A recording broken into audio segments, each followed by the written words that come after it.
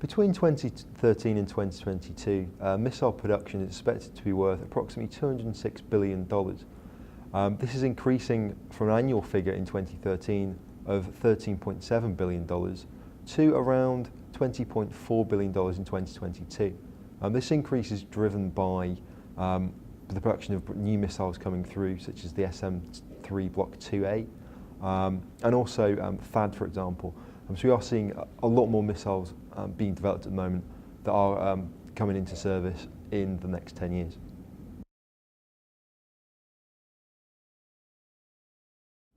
The leading missile manufacturers are currently Raytheon and Lockheed Martin.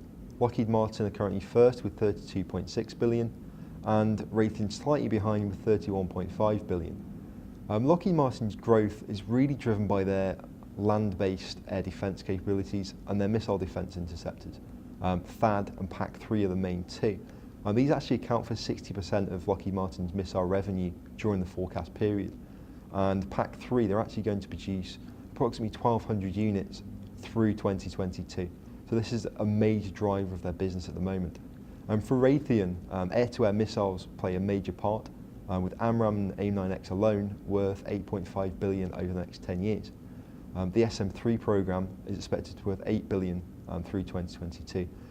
So again, this is a very significant program. Lockheed Martin tend to have a focus on ground-based, whereas Raytheon have a focus on naval-based.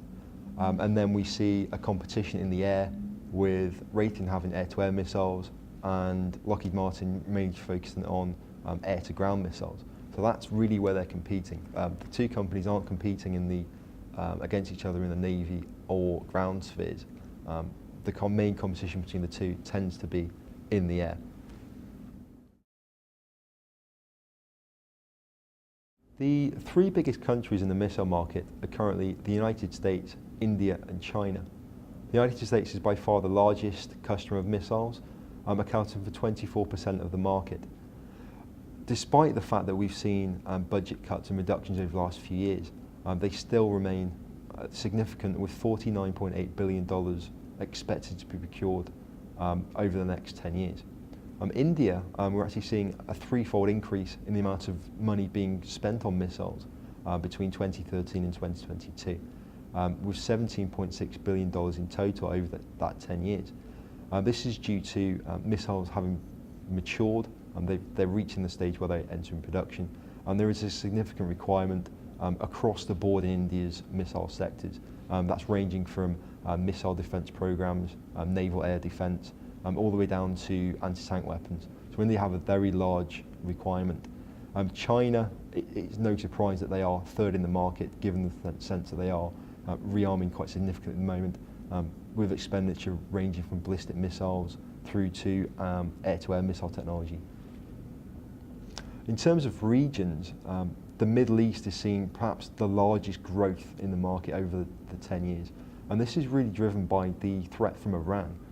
We see missile defence and air defence spending by Qatar, the UAE and Saudi Arabia.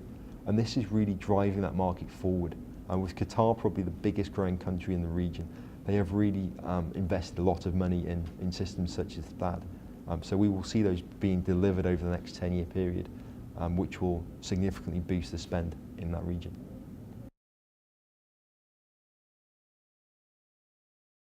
If we break the market down by seeker type, we can see that 30% of revenues are going to come from missiles with active radar seekers.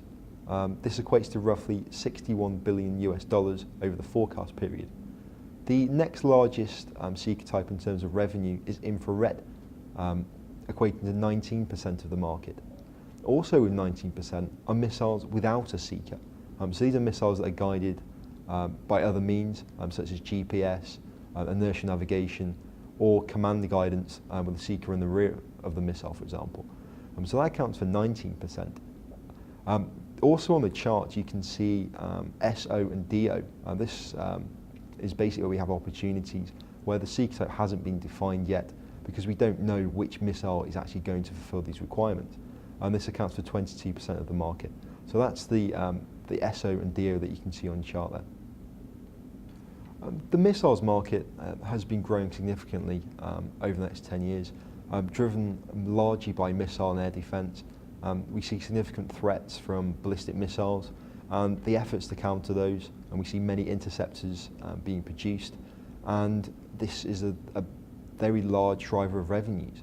So we're going to see a lot of procurement over the next 10 years, and missiles remain a very key component of any force. So that market remains strong and will be buoyant over the many years to come.